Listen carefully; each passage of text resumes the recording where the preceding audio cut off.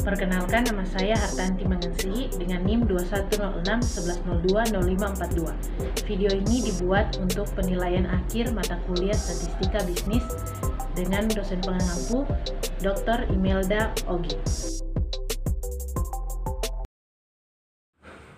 Pengertian one sample test of hypothesis atau biasanya disebut uji tes satu sampel merupakan suatu prosedur pengujian statistik yang sering digunakan.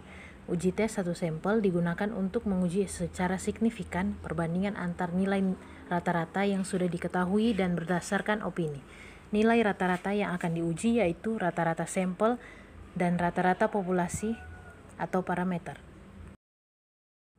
Uji tes satu sampel biasanya digunakan untuk perbedaan rata-rata antara sampel dan nilai rata-rata pada hipotesis, perbedaan rata-rata antara sampel dan nilai median yang diuji, perbedaan rata-rata antara sampel yang digunakan dan nilai peluangnya, dan yang terakhir perbedaan statistik antara nilai perubahan dan titik nol.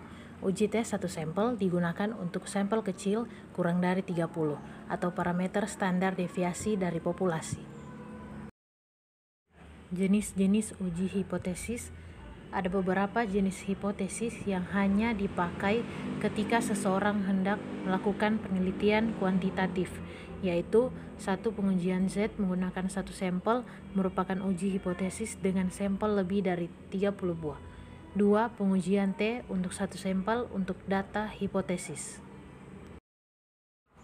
Berikutnya perbedaan antara nilai rata-rata dan nilai rata-rata populasi.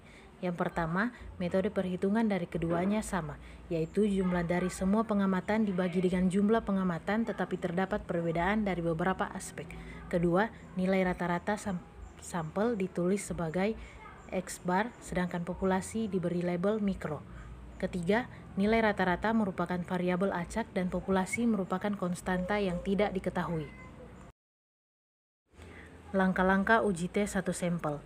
Yang pertama, menyatakan hipotesis, kedua, menetapkan tingkat kepercayaan, ketiga, menghitung keakuratan estimasi, keempat, menentukan daerah kritis, dan yang terakhir, menganalisis data. Kriteria penggunaan uji tes satu sampel. 1. Jenis data memiliki interval atau rasio. 2. Sampel bersifat acak.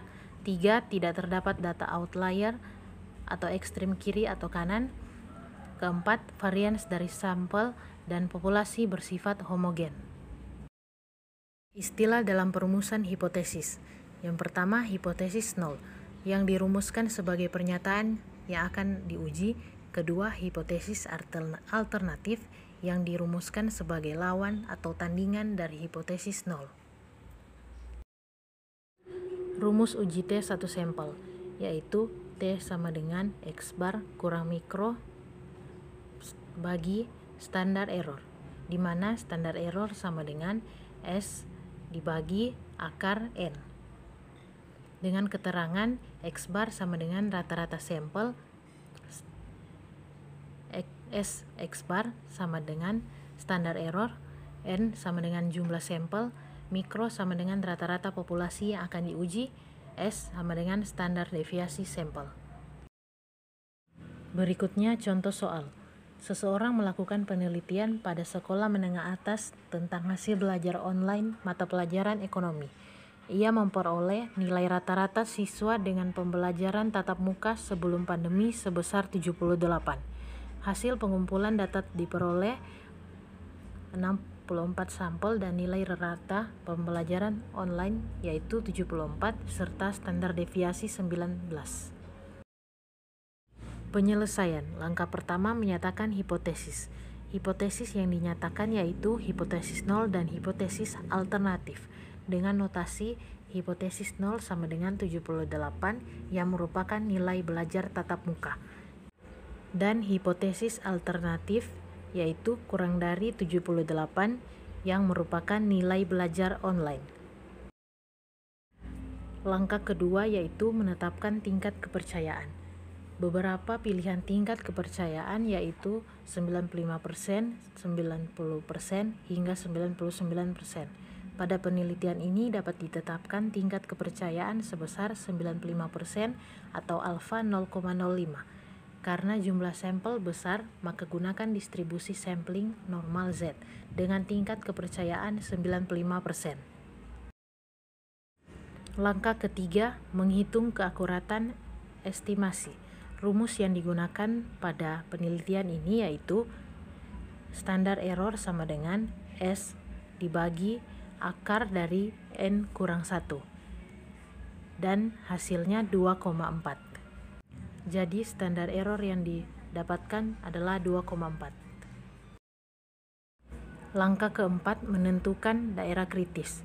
Rumus yang digunakan daerah kritis sama dengan SE kurang 1,65 tambah 78 dan hasilnya 81,96. Daerah kritis di atas menunjukkan batas penolakan dan penerimaan hipotesis pada 81,96. Maka hipotesis 0 ditolak dan hipotesis alternatif diterima. Langkah kelima, menganalisis data. Jika diketahui nilai rata-rata sampel sebesar 74, sampel ini dapat disandingkan dengan batas daerah kritis 81,96.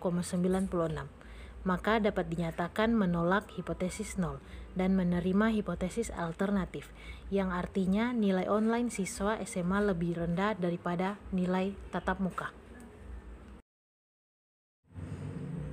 Perusahaan alat olahraga mengembangkan jenis barang pancing sintetis yang diklaim mempunyai rata-rata kekuatan 8 kg dan simpangan baku 0,5 kg.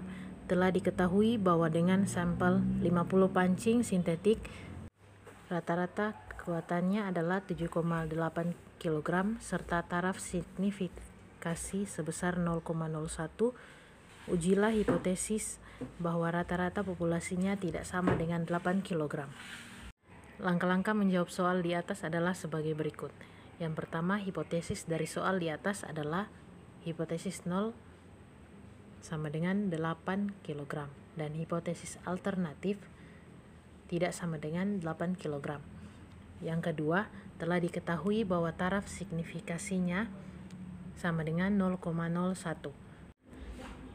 Ketiga, karena uji hipotesisnya adalah dua arah dan alfa sama dengan 0,01, maka daerah kritik dari permasalahan ini adalah dengan melihat tabel distribusi normal di mana sama dengan min 2,57. Langkah berikutnya, perhitungan. Dengan N sama dengan 50, simpangan baku 0,5 dan rata-rata populasi 8 kg, sehingga rumus yang digunakan adalah Z hitung sama dengan X bar mikro bagi delta per akar N sama dengan min 2,83. Berikutnya keputusan. Keputusan yang dapat diambil adalah hipotesis 0 ditolak karena Z hitung berada dalam rentang daerah kritisnya yaitu Z kurang dari min 2,57 dalam kurung min 2,83 kurang dari min 2,57. Sehingga kesimpulan yang dapat diambil adalah rata-rata populasi yang sebenarnya tidak sama dengan 8 kg. Contoh kedua, suatu sampel acak 100 catatan kematian di Amerika Serikat selama tahun yang lalu menunjukkan umur rata-rata 71,8 tahun dengan simpangan baku 8,9 tahun. Dengan taraf signifikasi 0,05, ujilah hipotesis bahwa rata-rata umur sekarang ini lebih dari 70 tahun. Langkah-langkah menjawab soal di atas adalah sebagai berikut.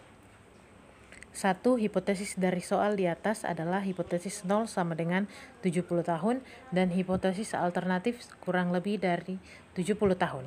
B. Telah diketahui bahwa taraf signifikasinya sama dengan 0,05. C. Karena uji hipotesisnya adalah satu arah dan alfa sama dengan 0,05, maka daerah kritik dari permasalahan ini adalah Z lebih dari 1,64. D. Perhitungan. Dengan N sama dengan 100, simpangan baku 8,9 dan rata-rata populasi 71,8 tahun, sehingga rumus yang digunakan adalah Z hitung sama dengan X bar kurang mikro dibagi delta bagi akar N sama dengan 2,02. E. Keputusan. Keputusan yang dapat diambil adalah Hipotesis 0 ditolak karena Z hitung berada dalam rentang daerah kritiknya sebesar Z lebih dari 1,64. Sehingga kesimpulan yang dapat diambil adalah rata-rata populasi umur sekarang ini adalah lebih dari 70 tahun. Kesimpulan yang dapat diperoleh yaitu uji tes satu sampel merupakan salah satu sarana pengujian hipotesis yang baik digunakan dalam kondisi sampel kecil. Pengujian ini digunakan untuk mengetahui perbedaan rata-rata antara sampel dan rata-rata yang digunakan saat penelitian berbeda. Sebelum melakukan pengujian uji T, digunakan data yang memiliki skala atau rasio dan menggunakan sampel yang bersifat acak.